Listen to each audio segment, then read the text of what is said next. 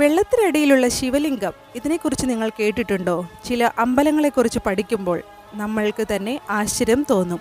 അതുപോലെ തന്നെ നമ്മളെ അത്ഭുതപ്പെടുത്തുന്ന ഒന്നാണ് വെള്ളത്തിനടിയിൽ ഇരിക്കുന്ന ശിവലിംഗം.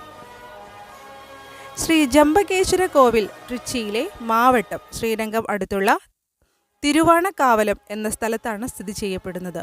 ഈ അമ്പലത്തിൽ ജംബകേശ്വരനും അഖിലാണ്ടേശ്വരിയുമാണ് പ്രതിഷ്ഠിച്ചിട്ടുള്ളത്.